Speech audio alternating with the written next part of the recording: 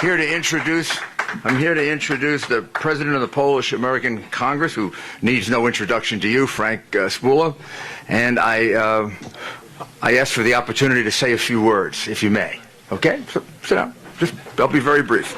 First, I should tell you, for those of you who are citizens of the city of Chicago, there's no city that helped New York City more after September 11 than Chicago. You sent us more police, you sent us more firefighters, you sent us more rescue workers. Your mayor, Richard Daley, is a good friend of mine, and at a time of need, he stepped up. And there were so many Chicago police in New York, I got confused. I thought we had changed the uniform, you know, to the little one with the checks. I was getting like a little crazy. I didn't know what happened. Donald Trump is here today because of his love of the Polish community. He has a long-term, abiding love for this community.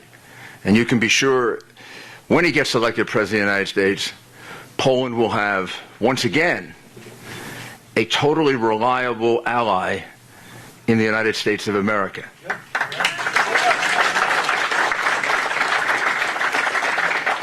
One of the acts that I have condemned the most of the current Obama administration, done when Hillary Clinton was Secretary of State, was the reset of the relationship with Russia.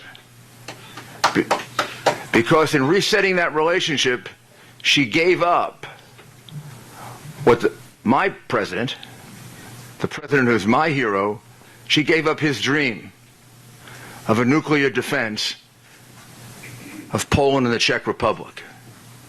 And in return for that, as she did for so many other deals, Iran, Iraq, she got nothing for the United States and nothing for Poland. No guarantees of non-aggression, no guarantees of lessening up on the deprivations of human rights that go on in Russia, or the killings.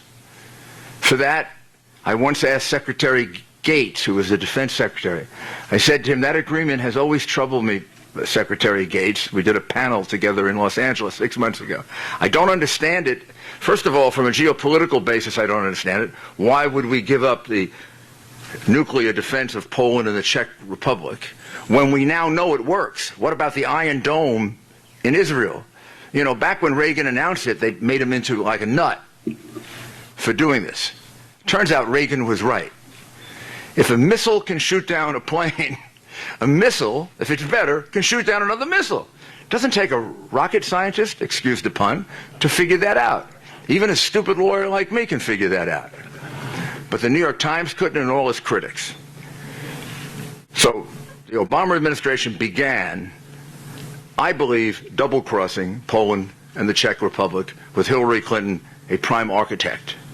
And no matter who was running on the other side, you do not have a trusted ally in either one of the two of them, because they took away from you what was promised to you, a nuclear defense of your country.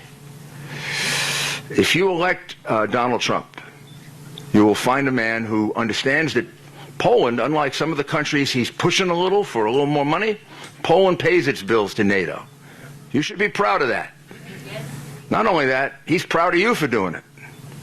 So he'll defend the NATO treaty. It's a solemn obligation of the United States. Yes, he's going to push some of the people that aren't paying their fair share to pay more.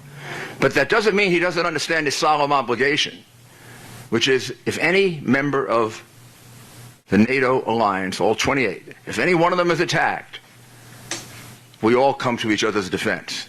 Right. Second, he is going to do, again, what Ronald Reagan did. He's going to rebuild our Army, our Navy, our Air Force, our Marines. This president and Secretary Clinton want to decimate our military. So he will take our troops up to 540,000. Obama wants to take them down to 420,000. Active troops. We're over 1 million with reserves. That'll take the reserves up to 1.3. Number two, he's going to take our Navy, which they are decimating. They are ruining our Navy. We're going to go down to 240 ships. I'm not even sure we can patrol the Atlantic with 240 ships. We certainly can't patrol the Atlantic and the Pacific, and we're supposed to be a ocean navy. He's going to build our Navy to at least 350 ships, which is where it has always been. That allows us to go into the South China Sea and push China back. It allows us to come in the middle of what's going on in the Ukraine with an aircraft carrier so we can push Putin back. And I want you to know one final thought about Mr. Trump. I know him for 28 years. And I know there have been some remarks about Putin and all of this. He doesn't know Putin. He's never met Putin. Will he negotiate with Putin? Yes.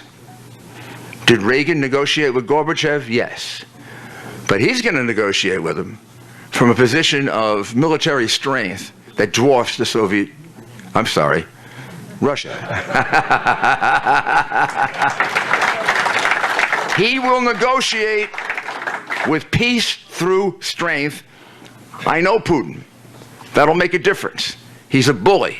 A bully pushes you around until you stand up to him and you show him an Army, a Navy, an Air Force, and a Marines that it would take him 50% of his GDP to match.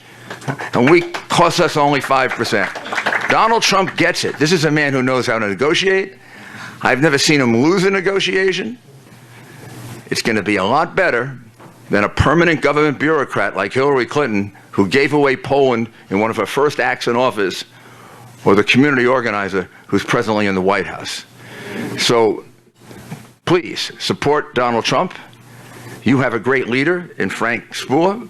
The conversation upstairs was enormously enlightening for Mr. Trump and will help him greatly in his understanding of the issues with Poland that are there, but they're all issues between friends. We have no disagreements. These are things that can be solved by a person like Donald Trump, who's a doer like that. So I think working with Frank and many of the people in your community, we can put Poland and the United States back on the track that it used to be, not where we've gotten off track, where you can count on us as your defender, and we can count on you as one of our best friends. Thank you very much. Frank?